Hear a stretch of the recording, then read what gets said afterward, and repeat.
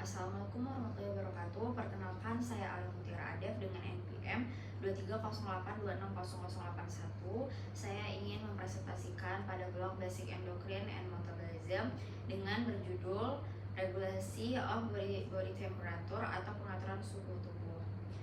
Suhu tubuh manusia dipertahankan relatif konstan melalui keseimbangan antara produksi panas dan kehilangan panas. Pusat pengaturan suhu terutama berada di hipotalamus, khususnya area perioptik. Suhu inti tubuh secara umum berada sekitar 36,5 sampai 37,5 derajat Celcius. Walaupun dapat mengalami variasi tergantung waktu, aktivitas, usia, lingkungan, dan kondisi tubuh. Dalam proses termoregulasi terdapat 3 komponen utama, yaitu reseptor, pusat integrasi, dan efektor. Reseptor atau termoreseptor dapat ditemukan di perifer, terutama kulit, untuk mendeteksi perubahan suhu lingkungan. Selain itu terdapat reseptor sentral yang mendeteksi perubahan suhu inti tubuh.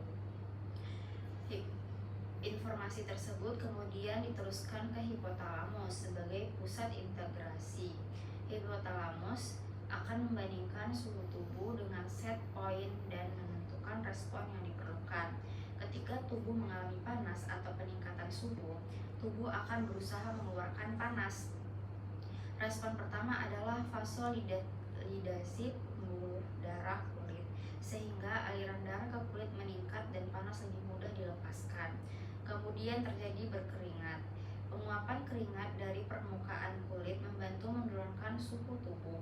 Tubuh juga dapat mengurangi produksi panas dengan menurunkan aktivitas metabolisme dan aktivitas otot. Sebaliknya, ketika tubuh mengalami dingin, tubuh harus mempertahankan dan menghasilkan panas. Terjadi vasokonstriksi pembuluh darah kulit, sehingga aliran darah ke kulit berkurang dan kehilangan panas dapat diminimalkan. Kemudian terjadi menggigil atau shivering, yaitu kontraksi otot secara cepat yang menghasilkan panas. Tubuh juga meningkatkan termogenesis non-shivering, terutama melalui aktivitas sistem saraf simpatis dan metabolisme jaringan tertentu. Selain mekanisme fisiologis, tubuh juga menghasilkan panas dari beberapa sumber, seperti metabolisme basal, aktivitas otot, termogenesis non-shivering, dan efek termik makanan. Panas dapat hilang melalui 4 mekanisme utama, yaitu radiasi, konduksi, konveksi, dan evaporasi. Gangguan termoregulasi dapat menyebabkan kondisi seperti demam, hipertermia, dan hipotermia. Pada demam, terjadi peningkatan set point hipotalamus, biasanya akibat respon terhadap infeksi atau inflamasi.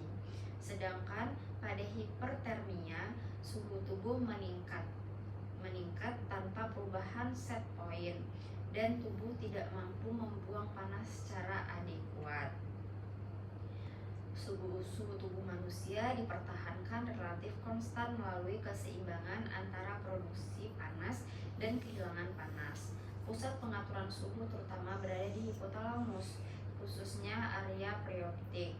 Suhu inti tubuh secara umum berada sekitar 36,5 sampai 37,5 derajat Celcius. Walaupun dapat mengalami variasi tergantung waktu, aktivitas, usia, lingkungan, dan kondisi tubuh.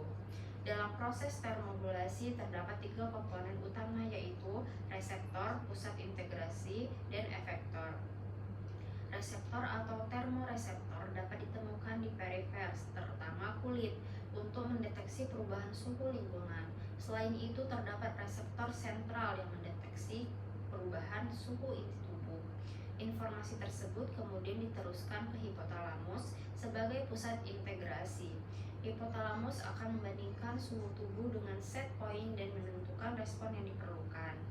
Ketika tubuh mengalami panas atau peningkatan suhu, tubuh akan berusaha mengeluarkan panas. Respon pertama adalah vasodilatasi pembuluh darah kulit, sehingga aliran darah ke kulit meningkat dan panas lebih mudah dilepaskan. Kemudian terjadi berkeringat.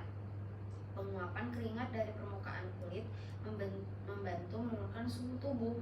Tubuh juga dapat mengurangi produksi panas dengan menurunkan aktivitas metabolisme dan aktivitas otot. Sebaliknya, ketika tubuh mengalami dingin, tubuh harus mempertahankan dan menghasilkan panas. Terjadi vasokonstriksi pembuluh darah kulit, sehingga aliran darah ke kulit berkurang dan kehilangan panas dapat diminimalkan. Kemudian terjadi menggigil atau shivering, yaitu kontraksi otot secara cepat dan menghasilkan panas. Tubuh juga meningkatkan termogenesis non-shivering, terutama melalui aktivitas sistem saraf simpatis dan metabolisme jaringan tertentu. Selain mekanisme fisiologis, tubuh juga menghasilkan panas dan beberapa sumber seperti metabolisme basal, aktivitas otot, termogenesis non-shivering, dan efek termik makanan.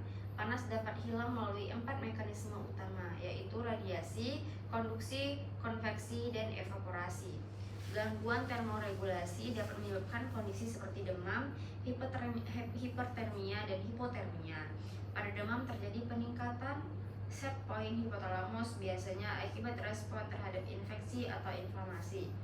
Sedangkan pada hipertermia, suhu tubuh meningkat tanpa perubahan set point dan tubuh tidak mampu membuang panas secara adekuat.